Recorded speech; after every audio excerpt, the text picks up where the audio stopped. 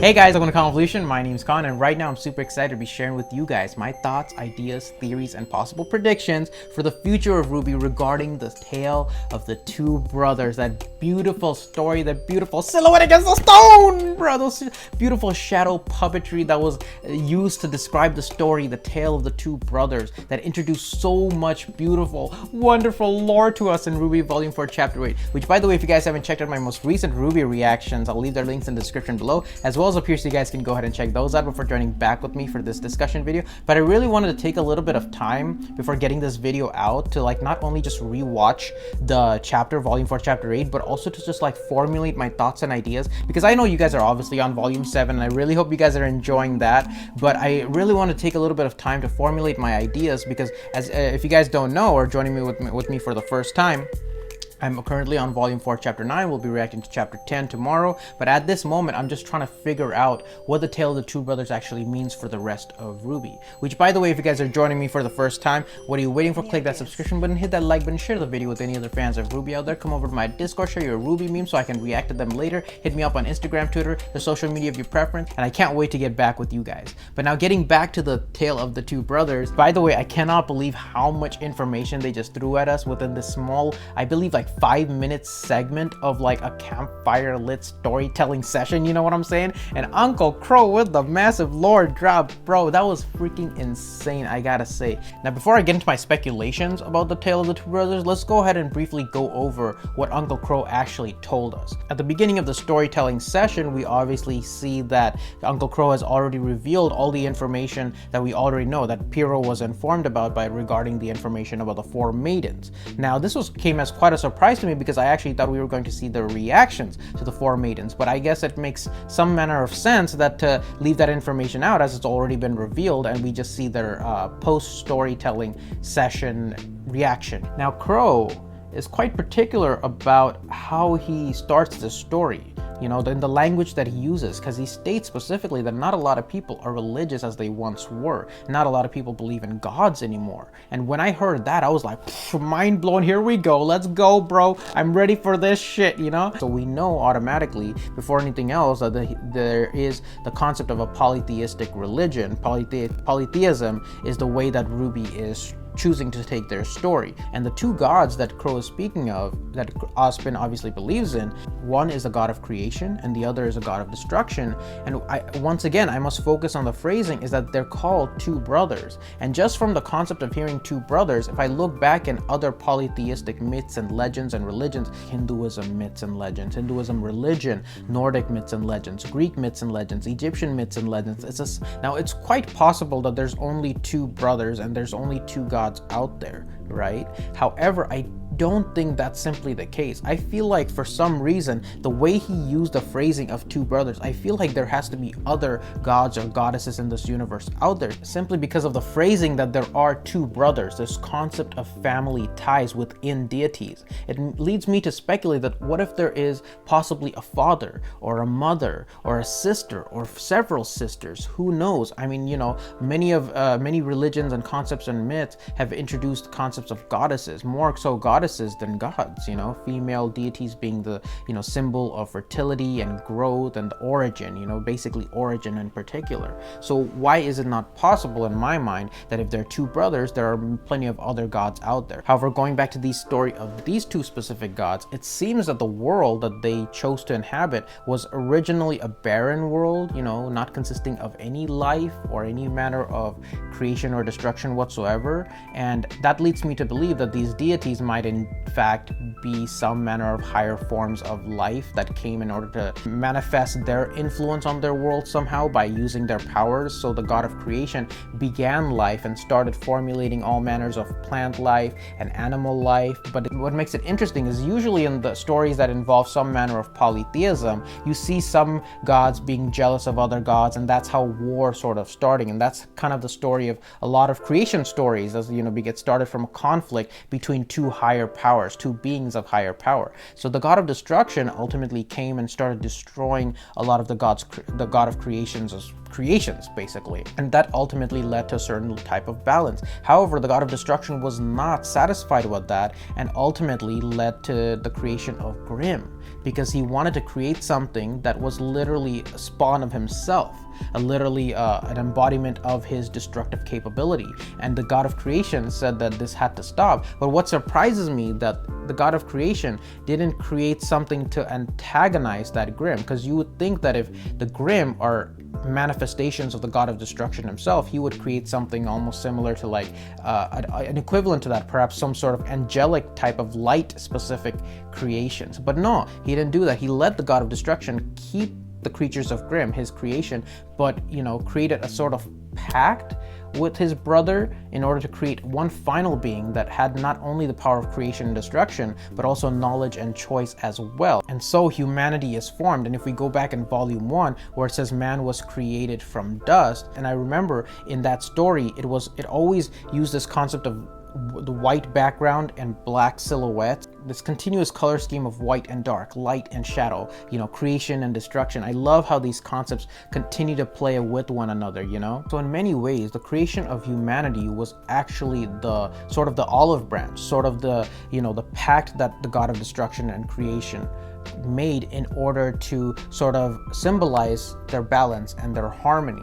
However, that was what happened in the past, and Ren states specifically, how does this have anything to do with us though? We're just humans, following this story. We're just the future of this story. But Crow states that how this correlates with us specifically is that the gods created the 4 relics, knowledge, destruction, creation, and ultimately choice. 4 items that are the physical manifestation of the tenets in which mankind was built upon, I believe.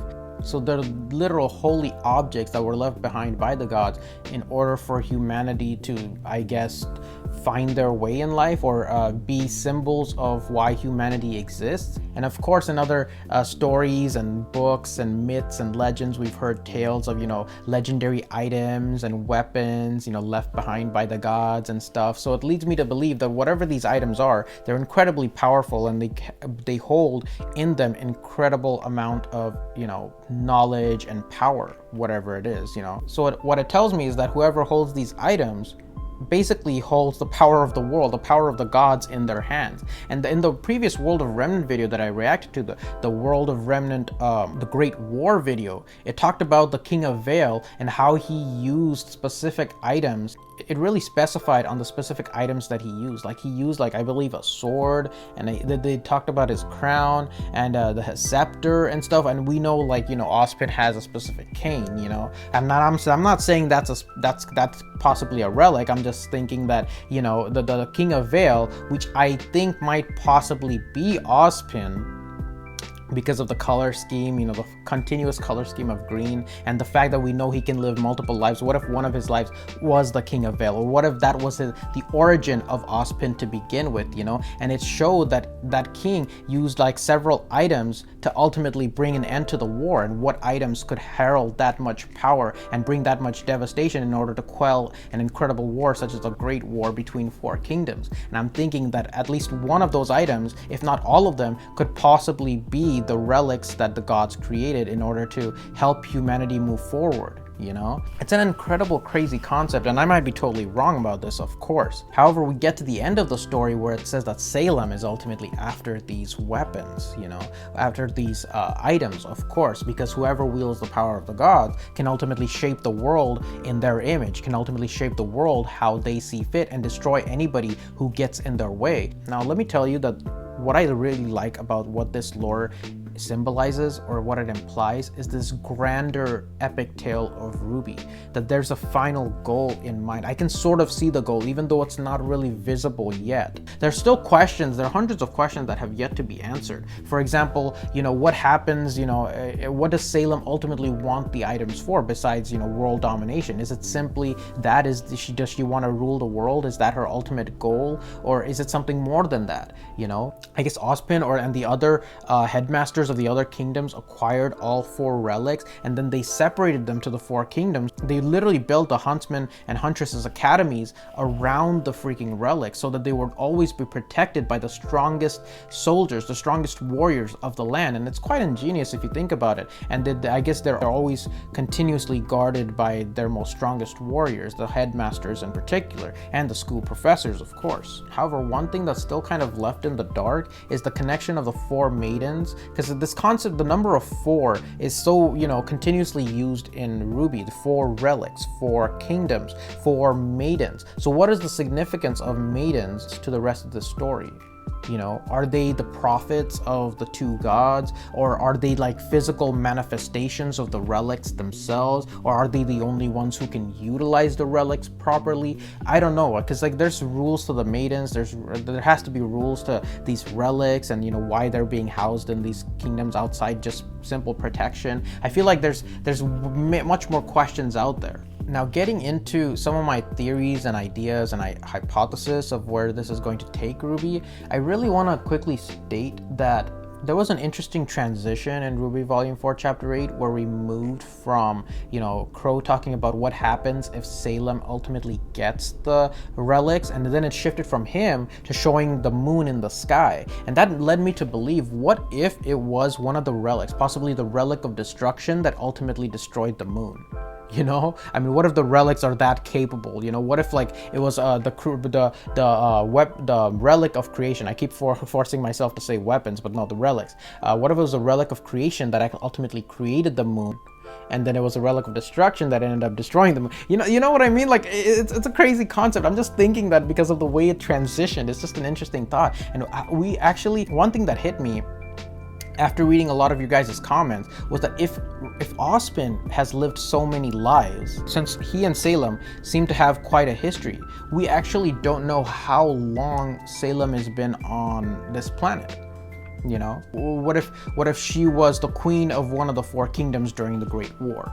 That I'm just throwing my ideas out there. Since the story specifically states that in order to quell their fighting, the god of destruction and creation created one final being in order to pact their harmony, which was the humanity. After that, they created nothing else. So that leads me to believe that, are they still existing in this world? Are they existing, sort of like ethereal figures, or in a different dimension? Are we ever going to get mention of the gods again, or is the story going to be more focused on the maidens and the relics and their possible connection with one another? So there's a lot of these questions flowing around my head, of course. Oh, by the way, remember how I was talking about the god of destruction and how there was sort of an imbalance in my mind at the world of Remnant? Because if humanity creates balance, the creation of destruction, which is purely the spawn of the god of destruction, then that's completely an imbalance, pushing the world towards the god of destruction's favor, right? However, when I thought about it a little bit more, it seems that the only thing in my mind that we've seen thus far that could possibly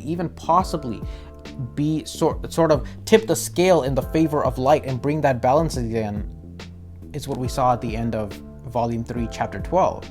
It's the Silver Eyes. RWBY's Silver Eyes, that mystical power that's able to it's pure light. The energy is pure light that ultimately can turn Grimm into stone, right? So that's what I was thinking, like, what if that power is ultimately the god of creation's way to balance out the god of destruction's creation of the Grimm?